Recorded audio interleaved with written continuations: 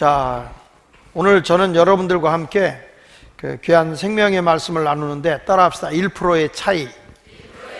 사람이요, 그 사람이 좋은 사람이 되느냐 나쁜 사람이 되느냐는 그렇게 큰 차이가 없어요. 내가 이 성공하는 사람이 되느냐 실패하는 사람이 되느냐도 그게 무슨 엄청나게 무슨 능력이 이 사람이 많고 이 사람이 능력이 없어서 그렇게 안 되는 거다가 아니라 그 기준의 차이가 1%라는 거예요. 1%. 그래서 오늘 성경의 내용에 보면 노아라고 하는 사람이 하나님의 은혜를 받아서 방주를 짓고 자기 가족을 다 구원해낸 사람이지만 결국에 그가 순간적으로 포도주를 먹고 술을 취함으로 인해서 자녀들이 복을 받기도 하고 저주를 받기도 하고, 자기가 술을 안 취했을 때와 술 취함의 차이는 아주 그 한계점이 있거든요. 그게 1% 차이인데 거기에서 사람이 실패도 하고 성공도 하는 거예요. 그래서 오늘 저는 1%의 차이라고 하는 제목의 말씀을 증거하려고 합니다. 여러분들의 은혜가 있기를 바랍니다. 유명한 심리학자 이민규 박사가 쓴 책 가운데 보면 끌리는 사람은 1%가 다르다라는 책, 내가 수시로 많이 얘기하는 말씀이죠. 그러니까 사람이 직장에서든지 어디서든지 이렇게 끌리는 사람들의 특징은 유머가 있거나 잘 웃는 사람은 사람이 끌린다는 거예요. 그러니까 남자가 여자들에게 인기 얻는 방법은 유머가 있는 남자, 그리고 여자가 남자들의 호감을 얻게 하는 방법은 잘 웃는 여자, 그 다음에 1%만 바꿔도 인생이 달라진다. 1%만 바꿔도 인생이 달라진다. 그건 이제 심리학자 이민구 박사가 쓴 책이에요. 이게 무슨 얘기냐면 사람이 자기를 조금만 변형을 시켜놔도, 1%만 바꿔놔도 인생이 달라진다는 건 뭐냐면, 사람이 늘 부정적으로만 보던 자리에서 내가 생각을 바꿔서 그 1%만 싹 돌려서 내가 긍정적인 것만 보게 되면 사람은 절대 나쁜 사람 안 된다는 거예요. 사람이 자꾸 안 좋은 것만 골라서 보려고 하니까 사람이 안 좋아지는 건데, 장점을 자꾸 보면 좋은 일이 생긴다는 거죠.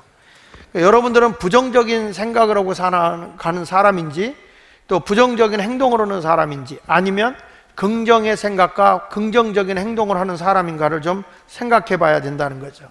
이 책에서 재밌는 말이, 우리나라 말에 이런 얘기 있어요. 사촌이 땅을 사면 배가 아프다 그러는데 이 책에서는 이렇게 말해요. 사촌이 땅을 사거들랑 점심을 대접해라. 이것이 얼마나 귀한 일인지 모른다는 거예요. 사촌이 땅을 샀을 때 아우 잘했다고, 그거 사내라고 얼마나 고생이 많았냐고 그러면서 점심을 대접해봐라. 결국에는 그 대접이 누구에게 오느냐? 나에게 온다는 거예요. 그러니까 복잡하게 살지 말고 사람이 단순하게 장점을 보고 살아가는 것. 그래서 사람이 1%만 바꿔도 인생이 달라진다는 거예요. 여러분, 놀라운 거는 신생아 있잖아요. 신생아. 갓 태어난 아기가 미인을 알아본답니다.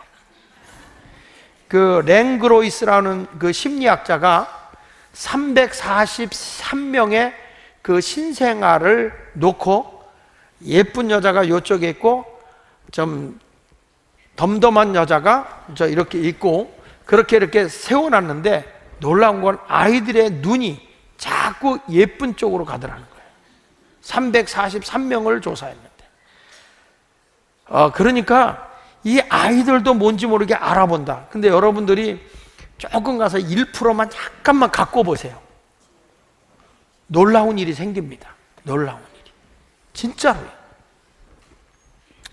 그 다음에 그 이민규 박사가 쓴 책 가운데서 그 생각을 바꾸면 세상이 달라진다. 생각을 바꾸면 세상이 달라진다라는 책이 있거든요. 근데 이 책에서도 보면 조금만, 이분이 쓴 책을 내가 왜 계속 소개하냐면, 지금까지 제가 소개했던 책은 상당히 읽기가 어려운 책인데 이 책은 상당히 읽기가 쉽고 디테일하게 써 있는 책이에요. 그래서 이 책은 조금 오래된 책입니다. 근데 요즘에 여러분들이 읽을 만한 책 가운데 하나를 소개하자면 이런 얘기예요. 변화의 시작은 하루 1%. 변화의 시작은 하루 1%. 이 책 아니잖아. 변화의 시작은 하루 1%라는 책인데요. 그 책에서 이런 겁니다. 하루가 몇 분이냐? 하루가 몇 분이냐? 24시간 곱하기 60 보면 40시간이에요. 1440시간인데 내가 1%만 투자한다. 다시 말하면 15분만 아무 생각하지 말고, 딴 생각하지 말고 자기가 앞으로 10년 뒤를 한번 생각해봐라. 15분만. 그리고 나서 이거를 위해서 내가 10년 뒤엔 이런 사람이 돼야 되겠다라고 하면 작은 거부터, 뭐 어렵게 그렇게 힘들게 하지 말고 작은 거부터 한번 시작을 해봐라. 그러면 당신의 변화는 1%로부터 시작이 되기 시작한다는 거예요. 그러니까 이런 것을 보면서 우리는 안 됩니다, 나는 못합니다, 이런 생각하지 말고 그냥 내가 할 수 있는 일을 즐겁게 하면 인생은 달라지는 거예요. 어떤 분이 정원사를 썼습니다. 한 지주가 넓은 집을 가지고 있었는데 젊은 정원사를 들여다 우리 집을 가꾸라고 한 거예요.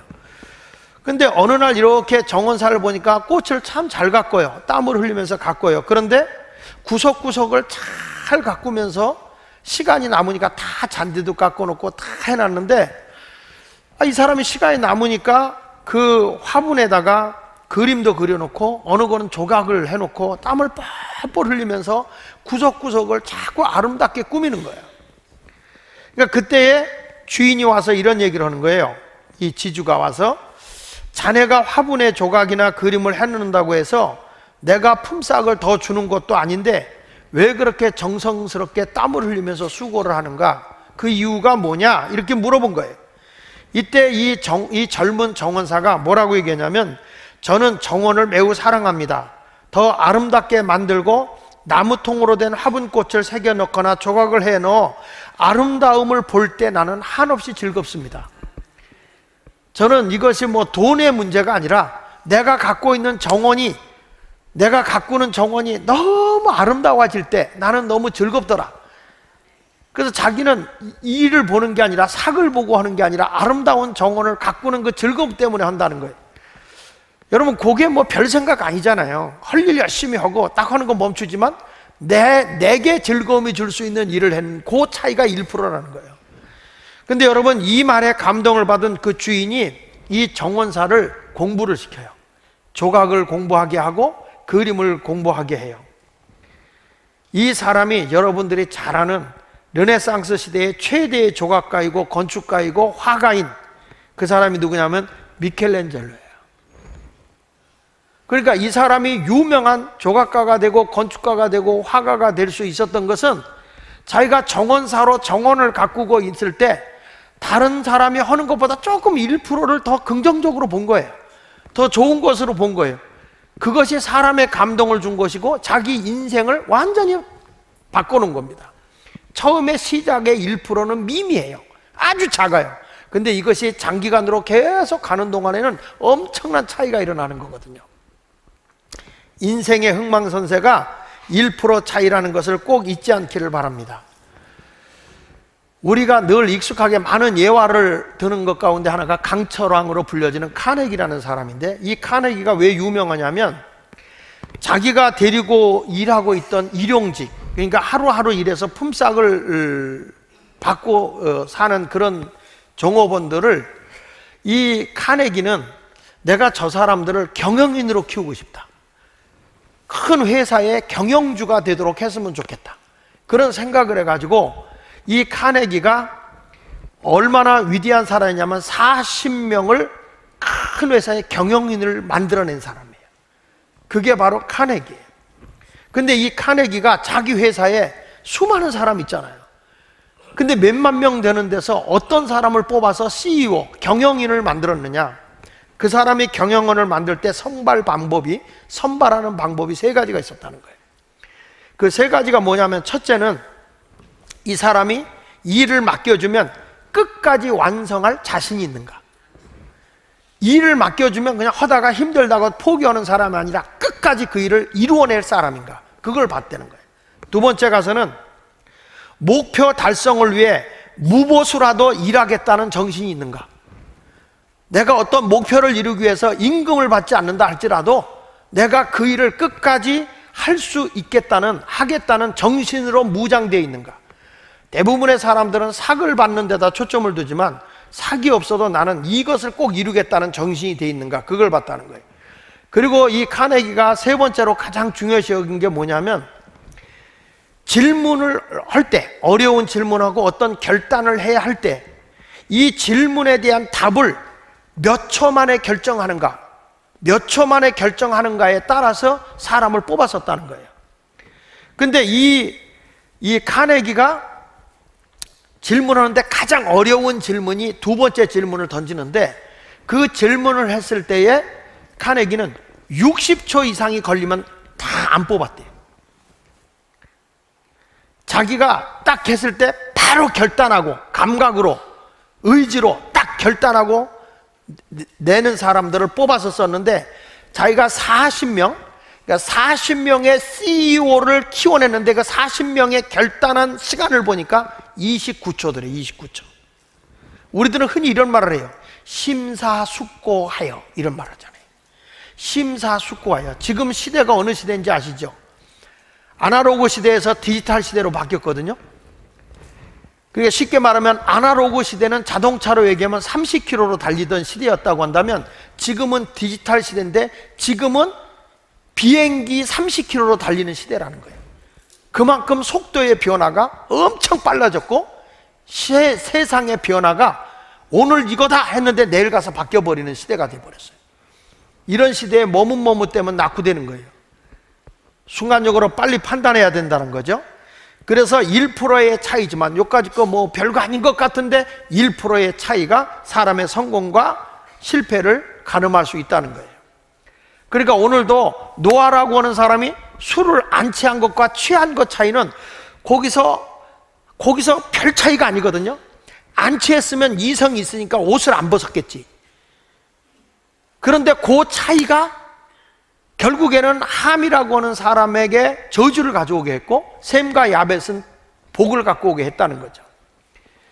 그러니까 이 두 자녀들인데, 그 자녀들 가운데도 보니까 하나는 비관적으로 비판적으로 보는 자녀가 있고, 하나는 허물을 가려주는 긍정적으로 보는 자녀가 있었는데, 두 자녀들의 차이도 보면 별 차이가 아니에요. 가려주느냐 들춰내느냐, 그 차이뿐이에요. 그런데 그것이 인생의 후손들에 있어서 저주냐 복이냐, 이걸로 갈라지는 거죠. 여러분, 내 경계선, 그 선이라고 하는 그것이, 그 한계점이라고 하는 고기가 넘어서느냐 넘어서지 않느냐, 그 차이가 1%라는 거예요. 1%.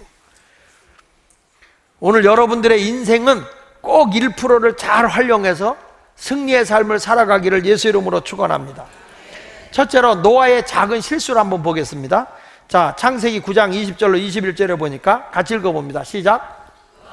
노아가 농사를 시작하여 포도나무를 심었더니 포도주를 마시고 취하여 그 장막 안에서 벌거벗었다. 노아, 여기 좀 보십시오. 노아가 이제 막 번성하는 거죠. 그 자손들이. 이게 지난 시간에 말씀한 것처럼 노아의 홍수가 있어 세상이 다 심판받고, 그리고 모든 땅덩어리를 다 쥐어서 생육하고 번성해서 노아의 가족이 막 번성하고 있어요. 노아가 농사를 짓고 나서 이제 이 모든 것이 넉넉하다 보니까 포도나무에서 나온 포도를 가지고 발효시켜서 포도주를 만들어 먹었는데, 포도주를 많이 먹었다. 그래서 궁금한 거예요. 왜 노아가 왜 포도주를 많이 먹었을까 생각해 보니까 제가 보기엔 두 가지 같아요. 첫째는 하나님의 은혜를 잃어버린 거고 방심한 거죠. 두 번째 가서는 이렇게 한번 생각해 봤어요. 막상 모든 것이 안정되니까 옛날이 그리운 거예요. 옛날에 친구도 보고 싶고, 또 옛날에 자기의 가족들, 이웃들 다 보고 싶은 거예요. 다 떠나니까 외로운 거예요. 고독한 거예요. 그리고 자식들과는 대화가 잘 안 돼. 아들들이 자꾸 아버지하고 부딪혀. 노아는 외로워. 친구도 없고. 지난 주간에 제 고등학교 친구가 하나님 나라를 갔어요. 근데 이 친구는 제가 학생회장 할 때 교련부장 했던 친구였어요. 그래서 굉장히 가깝게 치는 민대규라는 형제인데, 주한감리교회 권사로 있던 친구인데, 연락이 온 거예요. 그 아들한테 우리 아버지가 돌아가셨다고. 그걸 딱 봤는데 이런 생각이 들더라고요. 드디어 내 차례가 오기 시작하는구나. 우리 친구들은 멀리 그렇게 죽음과 상관없는 줄 알았는데 벌써 하나하나 이제 정리를 하기 시작하는 걸 보는 거예요. 근데 뭔지 모르게 허전한 마음이 들더라고요. 그 가까운 친구들과 같이 지내다 떠나보내니까 허전한 마음을 들더라고요. 그러니까 노아도 그러지 않았을까? 그렇게 하루아침에 그 모든 친구, 이웃, 그리고 가족들, 그러니까 그 친척들이죠. 친가족은 있지만, 다 떠내고 보니까 외로운 거예요. 외로우니까 뭘 했냐면은 술을 마셨는데 얼마만큼 마셨느냐? 자기가 생각 못할 정도로 옷을 벗을 정도로 취하고 그 수치스러움을 드러낸 거거든요. 근데 성경을 통해서 보면 노아라는 사람이 뭐 술주정을 했다든지 노아라고 하는 사람이 무슨 뭐 가족한테 행패를 부렸다는 이거 없어요. 그냥 옷 벗고 잤겠죠. 장막 안에서. 그것도 바깥에 나가서 소리 지른 것도 아니야. 주정한 것도 아니야. 자빠진 것도 아니야. 그냥 잠만 잤어. 그런데 왜 옷을 벗었는지는 궁금한 거예요. 천국에 가서 한번 좀 물어보려고 그래요. 이 술이라고 하는 것이요, 가정도 불행하게 만들고 국가적으로도 굉장히 물질적인 손실이 많이 주거든요. 그래서 이 알코올 중독자들, 알코올로 오는 병, 이런 것들을 치료하다 보니까 국가적인 손실이 굉장히 많아요. 근데 우리나라는 아무 데나 술 팔잖아요. 그러니까 선진국이 가면 가서 술을 못 팔아요. 미국에도 가보면 미국에서는 이 구멍가게도 식당도 마찬가지고 이런 마켓 있잖아요. 우리는 뭐 이마트라든 이런 큰 마켓도 술을 팔 수 있는 면허증이 부여되지 않으면 못 팔아요. 지금 우리가 참 심각한 게요. 제가 지지난주인가요? 저 동작지방 집회를 갔는데 거기서 목사님 한 분 이런 얘기해요. 요양원을 자기가 요양병원을 하고 있대요. 요양병원을 하고 있는데 3년 전보다 여성의 알코올 중독자로 자기네 병원에 오는 사람이 자그마치 30% 정도는 더 늘어난 것 같다. 근데 지금 같아서 자기가 5년 내로 한국은 알코올 중독자 때문에 큰 어려움이 올 거다. 저도 보니까 그런 것 같아요. 이렇게 술 광고가 해픈 데가 없고요. 지금 우리 시장도 지금 심각한 것이 이 골목이 엄청나게 술을 먹어서 또 중앙시장 안이 완전히 술 파는 대로 줄 서 있어요. 우리가 정신 차려야 되는 게 이 중앙시장에 뭐까지 생겼는지 아세요? 동성연애 카페까지 생겼어요. 동성연애자들이 가는 카페. 아주 공식적으로 드러났어요. 우리 교회가 여기 섰는데도 이런 모습으로 일어났다는 건 우리가 정신 차리고 기도해서 다시 우리가 정화운동 해야 돼요. 지금 성경의 고린도서 6장 10절에 이렇게 말합니다. 술 취하는 자는 하나님의 나라를 유업으로 받지 못한다 그랬어요. 그러니까 여기서 보면 술을 마시는 것과 마시지 않는 것의 차이는 별 차이가 없어요. 술 취하는 것과 술 취하지 않는 것과의 차이도 별거 없어요. 그 1%만 딱 자기가 절제만 하면 되는 건데 그걸 절제를 못 해갖고 문제가 일어나는 것이거든요. 이런 얘기가 있습니다. 한 사람이 포도나무를 심었어요. 포도나무에서 열매가 주렁주렁 열립니다. 그때에 악마가 와서 이게 무슨 나무입니까? 물어보니까 이게 포도나무요. 이 포도나무에서 포도가 열리는데 이 포도는 단맛도 나고 신맛도 나는 아주 좋은 열매입니다. 그리고 이 열매를 발효시키면 술이 되는데 사람이 이 술을 마시면 마음이 매우 즐거워집니다. 얘기한 거예요. 아, 그러냐고. 그래가지고 이 악마가 그 포도나무 밑에다 슬며시 양의 피, 사자 피, 돼지 피, 원숭이 피를 이렇게 뿌려놨대요. 그래가지고 그 피가 포도나무로 이렇게 들어가게 해줬다는 거죠. 그래서 이게 발효돼 가지고 술이 되잖아요. 그래서 술을 한 잔 먹으면 양의 피가 나와서 양같이 온순해진대요. 한 잔이 들어가면. 이게 두 잔이 딱 들어가면 그 다음부터 사자의 피 근성이 나와서 뭔지 모르게 담력이 생기면서 싸나워져 가지고 시비를 걸기 시작하는 거예요. 물어 뜯어요. 그 다음에 이제 세 번째가 딱 들어가면 돼지 피가 나와서 아무 데서나 자빠지고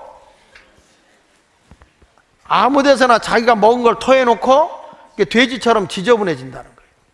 그리고 네 번째 잔을 마시면 원숭이 피가 솟아나가지고 밤새도록 군소리를 그렇게 한다네. 중얼중얼 하고. 이게 이제 술이라고 하는 얘기인데 우리 대한민국의 선교사들이 제일 먼저 와보니까 조선 때 와보니까 한국이 술과 담배로 쩔어 있는 거예요. 이걸 보고 우리나라 온 선교사들이, 초기 선교사들이 크리스찬은 이렇게 살면 안 된다 그래가지고 막은 게 뭐냐면 금연운동, 금주운동. 그래서 담배 피지 않기, 그리고 술 마시지 않기. 여러분, 이것이 바로 사회적 고질 문제였기 때문에 이것을 없애는 거예요. 노아의 가정이 실패하는 건 왜 그래요? 하나님의 은혜를 상실하고 술 취하고, 그리고 그 부끄러움을 드러냈다는 거예요. 그 부끄러움을 드러낸 것 때문에 불행이 오는 거거든요. 하나님이 그렇게 큰 은혜를 베풀어 줬음에도 불구하고 하나님의 은혜를 헛되이 받은 거죠. 세상이 온통 죄 먹고 마시고 즐기고 취하고 사는 것 때문에 하나님이 심판했는데 노아가 그 짓을 또 하고 있는 거예요. 그래서 성경 말씀 고린도후서 6장 1절에 이렇게 말합니다. 우리가 하나님과 함께 일하는 자서 너희를 권하노니 뭐라고 그랬죠? 하나님의 은혜를 헛되이 받지 말라는 겁니다. 헛되이 받지 말라는 것은 하나님의 은혜를 받고 감사를 모르는 사람이 돼서는 안 된다. 은혜를 늘 기억하라는 거예요.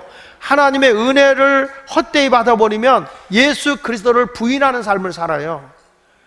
유다서 1장 4절에 이렇게 말하거든요. 이는 가만히 들어온 사람 몇이 있음이라 그들은 옛적부터 이 판결을 받기로 이미 미리 기록된 자니 경건하지 아니하여 다 같이 우리 하나님의 은혜를 도리어 뭘로 바꿨다고요? 방탕함으로 바꾸고 홀로 하나이신 주제 곧 우리 주 예수 그리스도를 부인하는 자라는 거예요. 그러니까 하나님의 은혜를 헛되이 받으면 그렇게 큰 은혜를 받고도 엉뚱한 짓을 한다고요. 저는 그거 많이 봤어요. 죽게 돼서 하나님의 은혜로 살려줬더니 나쁜 짓 하고 돌아다니는 거예요. 나중에 가서는 불행한 거예요. 목사님, 우리 애가 살도록 기도해 주세요. 기도해 주세요. 그래서 막 전교인이 기도해서 그 아이가 살았다. 근데 이제는 하나님을 위해서 하는 게 아니라 오히려 주님 앞에 가까이 나오지도 않아. 이게 뭐냐면 하나님의 그 큰 은혜를 받고도 헛된 은혜를 받은 거예요. 그래서 성경은 계속 강력하게 권면하는 게 뭐냐면 항상 은혜 안에 거하라는 거예요. 성경 말씀 사도행전 13장 43절에 보면 회당의 모임이 끝난 후에 유대인과 유대교에 입교한 경건한 사람들이 많이 바울과 바나바를 따르니 두 사도가 더불어 말하는데, 두 사도가 말하는데 다 같이 읽어보세요. 항상 하나님의 은혜 가운데 있으라 권하니라. 항상 하나님의 은혜 가운데 있으라는 거예요. 사람이 은혜 가운데 없으면요 부끄러움이 드러나고 이 방종과 타락의 길을 걸어갈 수밖에 없는 거죠. 우리가 잘 아는 레미제라블이라고 하는 소설이 있잖아요. 레미제라블이라고 하는 그 장발장 거기에 저자가 누구냐면 19세기 프랑스의 최고 작가로 꼽히는 빅토르 위고입니다. 근데 이 빅토르 위고가 그 글을 쓰면서 참 소설을 잘 쓰는 사람인데 한동안 그 사람이 방탕해서 글을 쓰지 못해요. 근데 자기가 이 방탕하고 세상에 나가서 즐겁고 재밌게 노는 게 너무 좋은 거야. 그러다 보니까 이게 집중력이 떨어지니까 글을 못 쓰는 거예요. 이때 빅토르 위고가 이런 말을 했어요. 내가 해야지라고 의지는 있는데 너무 세상에 향락에 빠져버리니까 재밌어가지고 글 쓰지를 못하겠더라는 거예요. 그래서 이 빅토르 위고가 어떡하냐면 자기가 마음을 다잡고 자기 하인을 데리고 집으로 가요. 집으로 가서 자기 옷을 실오라기 하나 걸치지 않고 홀딱 벗어서 하인에게 주면서 내가 일이 끝날 때까지 밤까지 옷을 갖고 오지 말라고. 그러니까 홀딱 벗으니까 밖에 못 나갈 거 아니에요. 그러니까 앉아서 뭐만 하는 거예요? 글만 쓰는 거예요.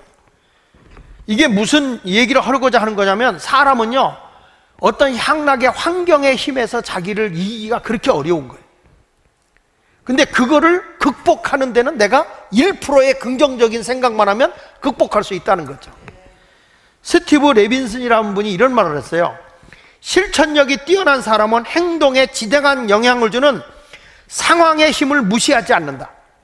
여기 보면 실천력이 뛰어난 사람은 행동에 지대한 영향을 주는 상황의 힘, 그러니까 주변에 여러 가지 힘이 있다는 거예요. 그걸 무시해서는 안 된다는 거예요. 그걸 이겨내야 내가 어떤 걸 실천할 수 있다는 거예요. 많이 바빠요. 분주해요. 내가 시간을 딱 정해놓고 내가 이 책을 봐야 되겠다, 내가 뭘 해야 되겠다라고 할 때는 그 상황을, 그 환경을 넘어서야 되는 거죠. 보십시오. 빅토르 위고라고 하는 사람, 레미제라블을 쓴 이 소설가인 이 사람과 노아의 차이는 뭡니까? 노아는 방심한 거예요.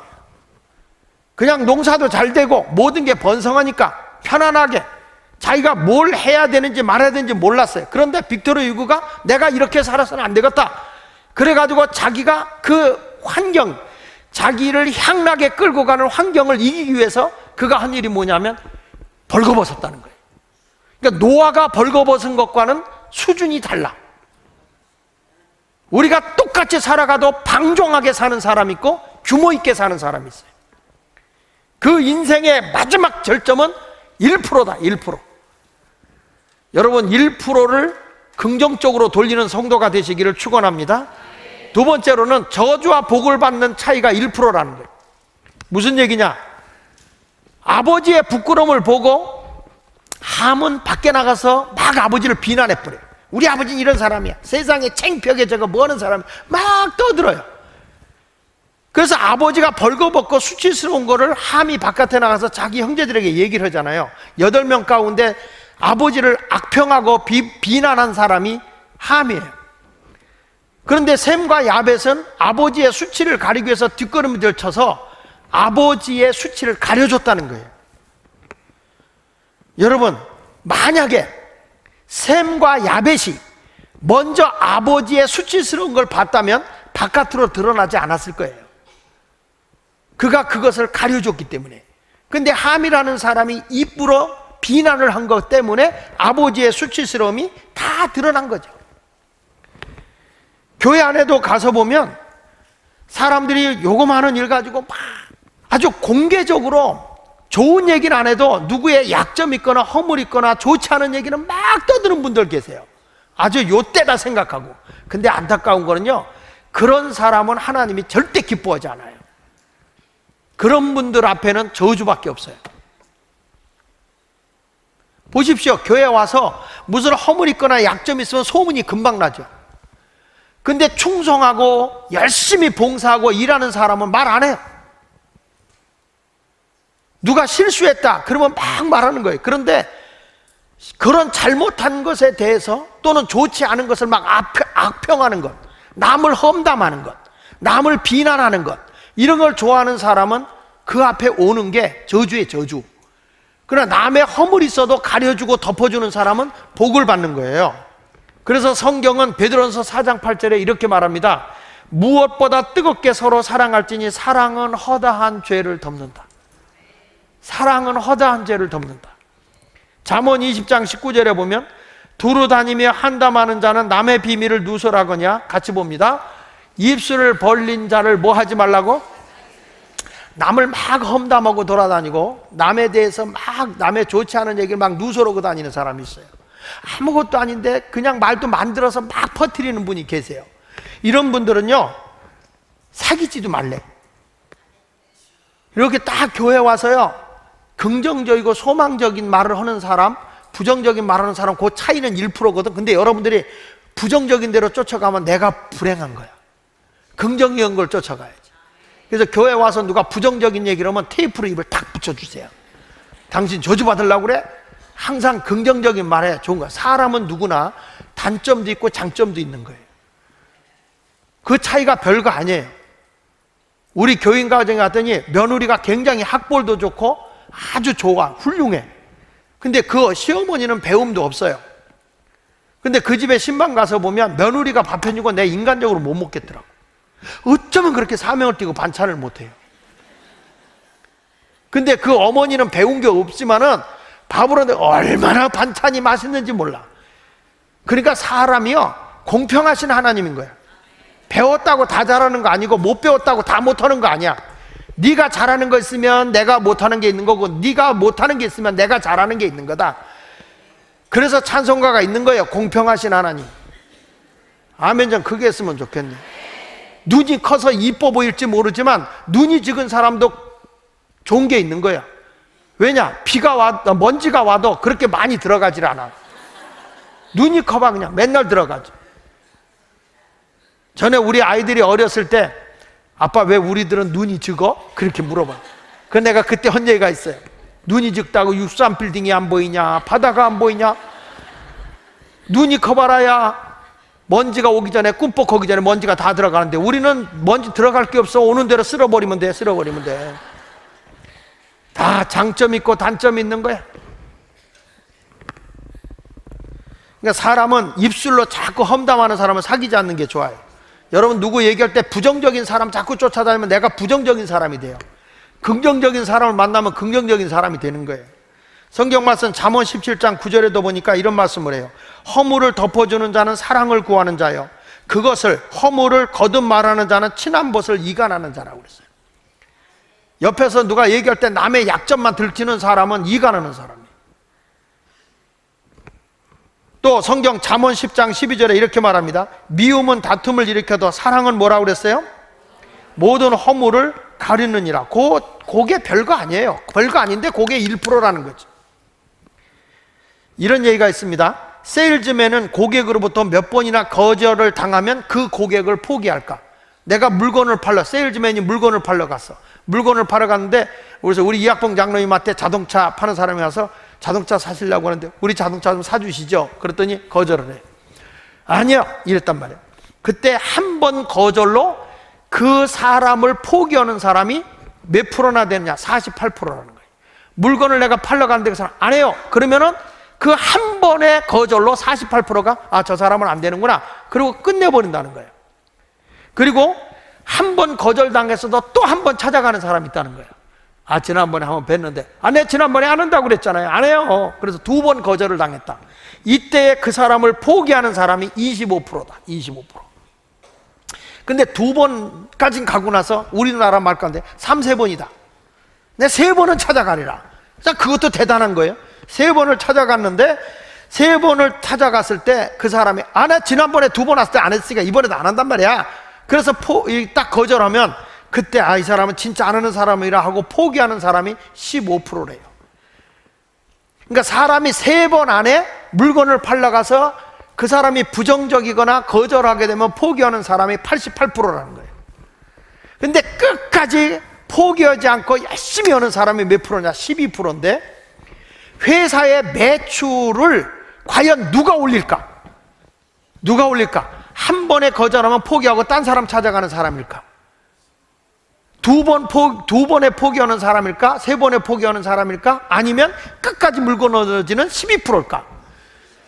12%가 그 회사의 영업실적을 80%를 올린답니다. 80%. 그러니까 사람이요, 그냥 이렇게 하다 거절당했다고 해서 사람을 포기하는 게 아니라는 거예요. 세일즈맨이라고 하는 것은 끝까지. 사람 보십시오. 자, 보세요. 굵은 철사가 있는데, 야, 이것 좀 끊어줄 수 있어? 근데 연장도 없고 아무것도 없어요. 사람의 손으로 헤어지지도 않아. 근데 이런 철사를 좀 끊어달래. 그럼 여러분이 어떤 반응을 일으킬까요? 이걸 끊어주세요. 그랬더니 어떤 반응을 일으킬까요? 연장 놈도 어떻게 끊어? 안 돼. 이런 사람이 있는가 하면 나 같은 사람은 줘봐. 그래가지고 옆에다가 끼워서 돌려봐. 폈다가 또 돌려봐. 또 폈다가 또 돌려봐. 그러면 고기가 계속 폈다 꼬부렸다 폈다 그러다 보면 임계점이 와요. 그러다가 마지막 순간에 한번 딱 하는데 그때 착 하고 부러지거든. 여러분 저기 얇은 건 해봤잖아. 이렇게 해봤잖아. 두꺼운 게 오면 미리 겁먹고 이건 안 되는 거야 라고 한다는 거예요. 근데 두꺼운 거라도 우리가 계속 하면 이게 끊어지거든요. 그 임계점이 온다는 거예요. 신앙생활도 그래. 내가 보면 하나님이 꼭 은혜 받고 복 받아야 할 때쯤 되면 주변에서 와서 자꾸 신앙을 흔들어 놔. 근데 요 사람이 지금 막 힘들 때야. 근데 그걸 하나님에게 차고 탁 올라서면, 임계점이 올라서면 그때 문제가 해결되는 건데, 그 1%가 모자라서 교회를 이리 갔다 저리 갔다 사람의 말에 막 휘둘러, 내가 환경이 어려워서 안 돼요, 이런 사람이 많다는 거예요. 레이먼드 챈틀러라고 하는 범죄 소설학자예요. 그 범죄 소설학자인데, 이 사람이, 레이먼드 챈틀러라는 사람이 이런 얘기를 해요. 세상에 자기 자신이 친 덫보다 더 끔찍한 덫은 없다. 무슨 얘기냐면 스스로 자기가 자기의 카테고리를 만들어 버린다는 거예요. 나는 여기다가 딱 가둬놓고 난 요런 사람이야, 나는 그 이상 바깥으로는 못 나가. 그리고 자기를 가둬놔 버린다는 거예요. 미리 아까 제가 철사 얘기했지만 굵은 철사 주니까 나는 이게 안 되네, 못 끊어. 그리고 끊어버린다는 거예요. 근데 하면 되거든요. 힘들어서 그렇지 되거든요. 그 임계점이 왔을 때 되는 거란 말이에요. 혹시 여러분들 그 애니메이션 그 영화 치킨런이라고 하는 거 있잖아요. 치킨런. 그 치킨런이라고 하는 게 있는데 거기에 이런 말을 해요. 평생을 알맛 낳다 나중에 털 뽑혀 먹히다가 죽고 싶으냐? 치킨한테 넌 평생 이 우리에 갇혀서 알맛 낳다가 나중에는 털 뽑혀서 치킨이 돼 고기가 되고 말겠냐? 근데 여기서 이런 얘기가 나요. 주인공 암탉이 진저잖아요. 그 진저가 알맛 낳고 막 갇혀가지고 알맛 낳고, 그러니까 자기 안 죽으려고 계속 알을 낳는 거예요. 근데 동료들이 알을 못 낳아. 그러니까 잡아먹으러 오는 거예요. 그때 막 긴장을 해. 긴장을 하고 있는데 그때 깜짝 놀란 게 로키라는 닭이 이 서커스 하는 닭이야. 이 서커스가 말이야 눈 떠봐요. 눈 떠봐요. 이 닭이 갑자기 날아가는 거야. 막 날아가는 거야. 이걸 닭이 처음 본 거야. 우리는 겨다니는 줄 알았는데 닭도 날르네. 그래서 쥐들도 날아가려고. 보세요. 여기 이런 말을 합니다. 평생을 알맛 낳다 나중에 털 뽑혀 먹히다 죽고 싶은가? 어떻게 할래?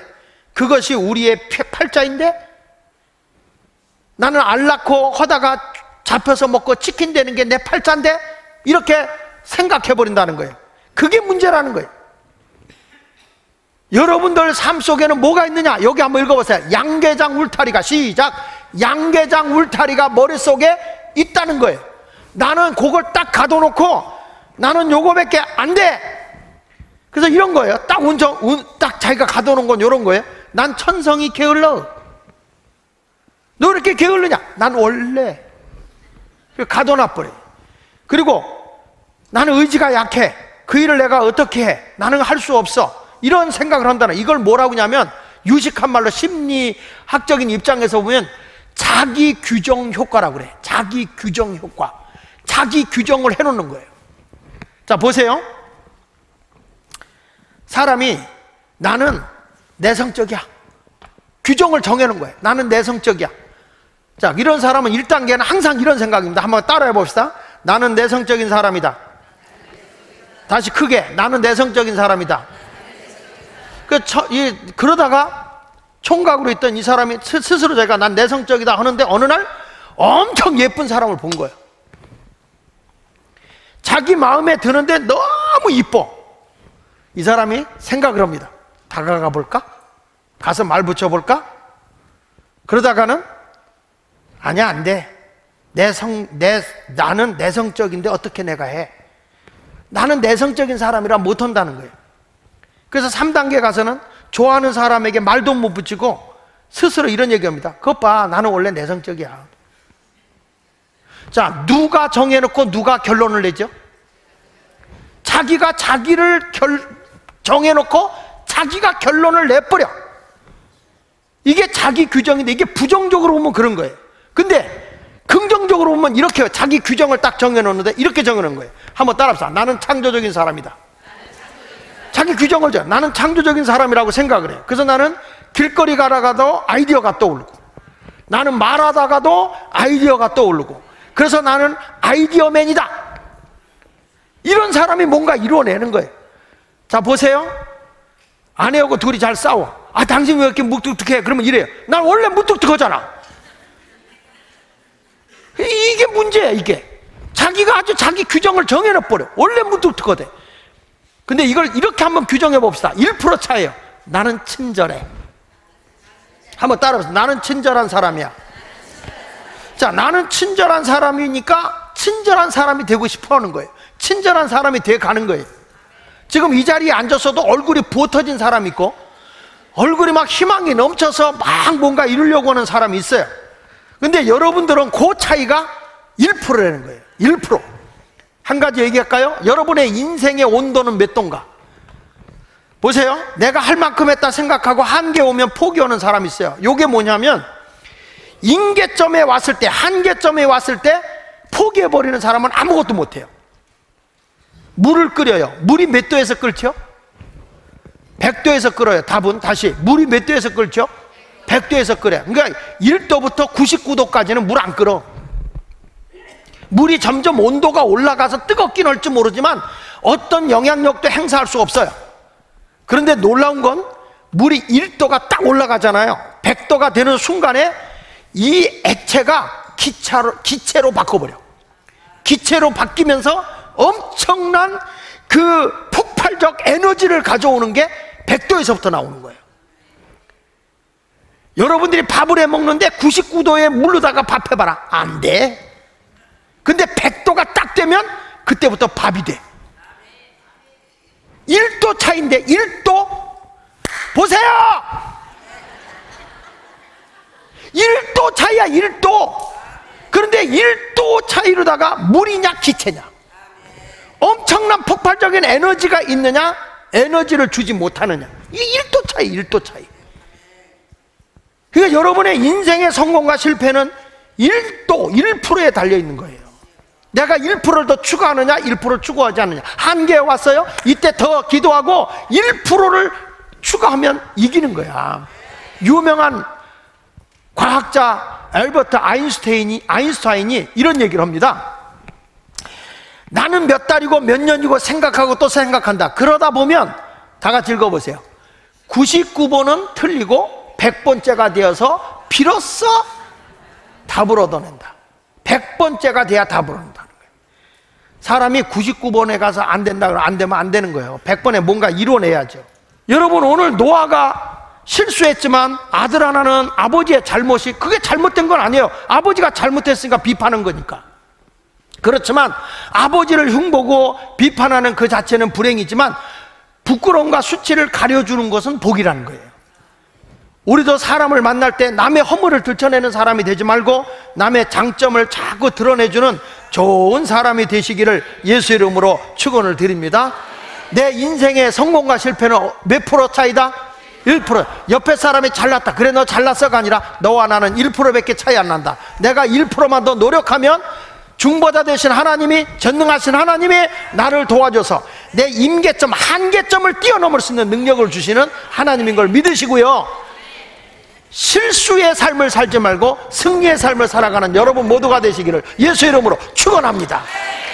우리 다 같이 누군가 널 위해 기도하네. 내가 힘이 없을 때 성령님이 날 위해 기도하시고 우리 가족이 날 위해 기도하고 주변에 있는 사람이 날 위해 기도해 주시는 걸 믿으시면서 우리 다 같이 결단의 찬양을 하면서, 난 힘이 없어 그러지 말고 다 같이 찬양합시다. 당신이 지쳐서 기도할 수 없고 눈물이 빗물처럼 흘러내릴 때 주님은 우리 연약함을 아시고 사랑으로 인도하시는 것을 누군가 널 위하여 누군가 기도하네.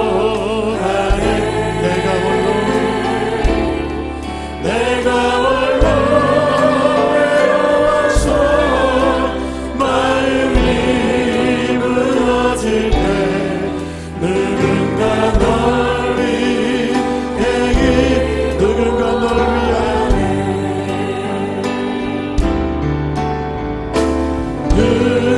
누군가 널 위하여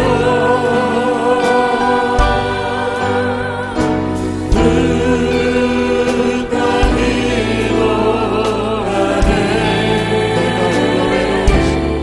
내가 홀로 외로워서 마음이 무너질 때 누군가 널 위해 기도하네. 사랑하는 여러분, 눈을 감으시고요, 우리 다 같이 기도하는데 여러분이 한계점이 왔다, 나는 못하겠다 라고 하는 그 자리에 와 있습니까? 바로 1%입니다. 내 힘으로 도저히 일어설 수 없을 때 1%만 여러분들이 긍정적으로 가십시오.